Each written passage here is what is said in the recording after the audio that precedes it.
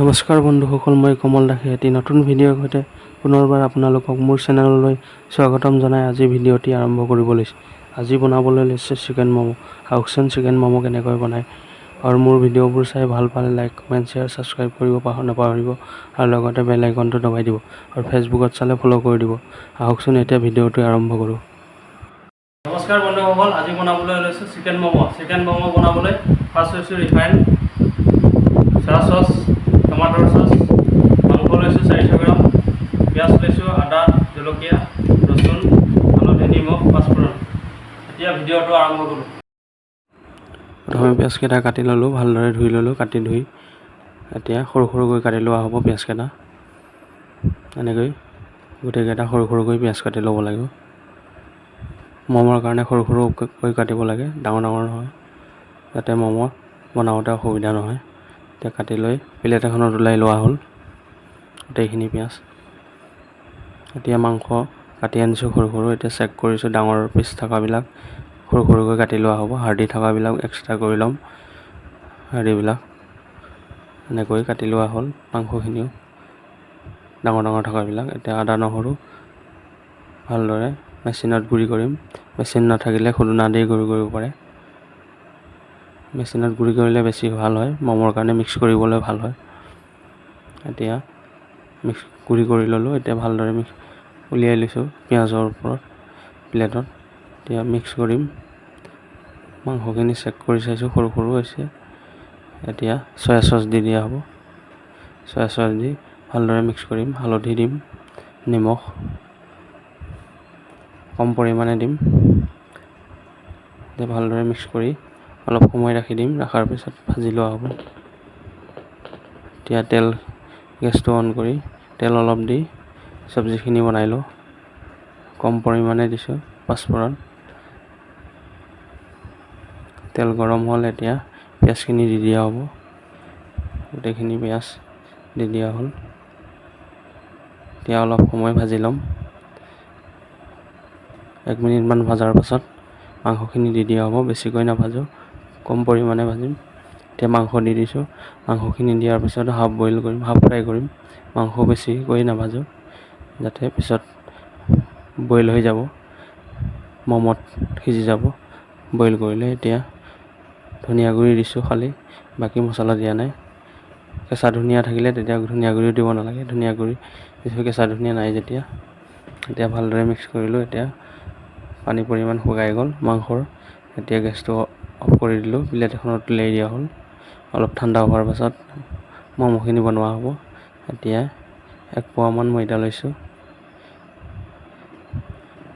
1 পোৱা ময়দা লৈ এতিয়া নিমখ দিছোঁ সোৱাদ অনুসৰি। ৰিফাইন অইল 2 স্পুনমান দিম, ডাঙৰ স্পুনত। কম পৰিমাণে দিম, 2 স্পুনমান হৈছে দিয়া। এতিয়া ভালদৰে মিক্স কৰি টাইটকৈ মৰা হ'ব। ময়দাখিনি ভালদৰে মঠি ল'ম টাইটকৈ। এনেকৈ ভালদৰে মিক্স কৰি ঠাণ্ডা পানী দি মাৰিছোঁ। গৰম পানী দিয়া নাই, ঠাণ্ডা পানী দিব লাগে ম'মৰ কাৰণে। এতিয়া ভালদৰে মিক্স কৰি লোৱা হয়। 5 মিনিটমান মৰাৰ পাছত মুঠি ল'লোঁ। এতিয়া ৰাখি দিছোঁ মেৰিনেট হোৱাৰ কাৰণে। 5 মিনিটৰ পিছত উলিয়াই লোৱা হ'ব। এতিয়া উলিয়াই লৈছোঁ। এতিয়া ময়দাখিনি চেক কৰি চাওঁ, বহুত ধুনীয়া হৈছে। মিডিয়ামকৈ মাৰিছোঁ, এনেকৈ হ'ব লাগে মিডিয়াম। এতিয়া দীঘল দীঘলকৈ কাটি লৈছোঁ। কাটি লৈ সৰু সৰুকৈ বল বনাম। এতিয়া এটা এটা ৰোল কৰিম। এনেকৈ ভালদৰে ৰোল কৰি সমান চাইজৰ বল বনাম সৰু সৰুকৈ। এনেকৈ ধুনীয়াকৈ ৰোল কৰি লোৱা হৈছে। সমান চাইজৰ বল বনাই লৈছোঁ। আকৌ এটা লৈছোঁ। এনেকৈ গোটেইকেইটা কাটি লোৱা হ'ব। কাটি লোৱাৰ পাছত এখন এখনকৈ বেলি ম'ম' ৰেডি কৰিম। এতিয়া এটা লৈ বেলিছোঁ, পুৰি বেলা নিচিনাকৈ পাতলাকৈ বেলিব লাগে, খালি ডাঠ হ'ব নালাগে। এনেকৈ বেলি ল'লোঁ ভালদৰে। এতিয়া এটা বনাওঁ। এটা বনাই এতিয়া অইল অলপ সানি লৈছোঁ, যাতে তলত লাগি নাযায়। অইল সানাৰ পিছত বনাই এটা এটাকৈ ৰাখিম ম'ম'। এতিয়া ৰেডি কৰিছোঁ বনাবলৈ। এনেকৈ লেয়াৰ কৰি আছোঁ। 7টামান লেয়াৰ কৰাৰ পিছত এনেকৈ এটা থোৱা হ'ল, আকৌ এটা লেয়াৰ কৰিছোঁ। এনেকৈ লেয়াৰ কৰি এতিয়া গোল কৰিম। ওপৰৰ পৰা মাজত টিপি গোল কৰিব লাগে। এনেকৈ আকৌ এটা লৈছোঁ। এনেকৈ লেয়াৰ কৰি জইন কৰি দিব লাগে। দুইটা ছাইডো মাজত জইন কৰি বন্ধ কৰি দিলে ইমান ধুনীয়া হৈছে ম'ম'। আকৌ এটা বনাম। এনেকৈ আকৌ বনাইছোঁ, ধুনীয়া হৈছে। এনেকৈ গোটেইকেইটা বনাই লোৱা হ'ব। আকৌ লেয়াৰ কৰিছোঁ। এনেকৈ লেয়াৰ কৰি আকৌ জইন কৰি দিছোঁ মাজতে। জইন কৰি আকৌ হৈছে। এনেকৈ আপোনালোকে বনাই চাব, বহুত সহজতে বনাব পাৰে। এতিয়া আকৌ বেলেগ ধৰণৰ বনাইছোঁ। গোল কৰি মাজতে টিপি দিম। এনেকৈ আকৌ এটা বনাই লোৱা হ'ল। আকৌ এটা বনাইছোঁ লেয়াৰ কৰি এনেকৈ গোল কৰি দিম। মাজতে টিপি গোল কৰি দিয়া হ'ল। এনেকৈ গোটেইকেইটা বনাই লোৱা হ'ব। আকৌ এটা বনাইছোঁ, আপোনালোকৰ সুবিধাৰ কাৰণে বনাই দেখাইছোঁ। এনেকৈ টিপি দিব লাগে লেয়াৰ কৰি 7টামান লেয়াৰ কৰি। এতিয়া বেলেগ ধৰণৰ চন্দ্ৰকলাৰ ডিজাইনৰ বনাইছোঁ। ভাঁজ কৰি কৰি দিব লাগিব।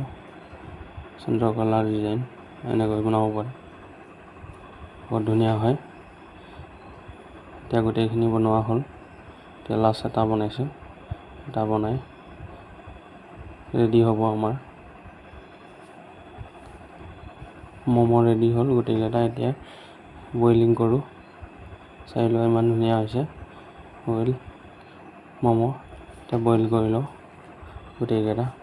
এতিয়া বইল কৰিম, আধা ঘণ্টামান লাগে বইল হ'বলৈ। এতিয়া গেছটো অন কৰি আধা ঘণ্টাৰ কাৰণে ৰাখি দিম। আধা ঘণ্টাৰ পিছত চেক কৰিম। এতিয়া চেক কৰিছোঁ আধা ঘণ্টাৰ পিছত ফুলি উঠিছে। এতিয়া ম'ম' বইলিং হৈছে, ধুনীয়াকৈ সিজিছে। এতিয়া উলিয়াই লোৱা হ'ব। গেছটো অফ কৰি উলিয়াই ল'ম গোটেইকেইটা ম'ম'। গেছটো অফ কৰি দিলোঁ। এতিয়া ৰেডি হ'ল। বন্ধুসকল, আজি বনাইছিলোঁ চিকেন ম'ম'। এতিয়া চিকেন ম'ম' দেখাই চাওঁ কেনেকুৱা হৈছে। বহুত ধুনীয়াকৈ ফুলি উঠিছে। এতিয়া টমাটৰ চচ লৈছোঁ লগত। এতিয়া এটা দেখাই চাওঁ কেনেকুৱা হৈছে চিকেন ম'ম'। ফালি দেখুৱাওঁ। বহুত ধুনীয়াকৈ সিজিছে। এনেকৈ আপোনালোকে বনাই খাব। এতিয়া চেক কৰি চাওঁ অলপ। এতিয়া চেক কৰি চাইছোঁ, বহুত ভাল লাগিছে। ভিডিঅ'টো চাই ভাল পালে লাইক, কমেণ্ট, শ্বেয়াৰ, ছাবস্ক্ৰাইব কৰিব নাপাহৰিব আৰু লগতে বেল আইকনটো দবাই দিব আৰু ফেচবুকত চালে ফ'ল' কৰি দিব। আজিলৈ আহিছোঁ, বাই বাই, ধন্যবাদ।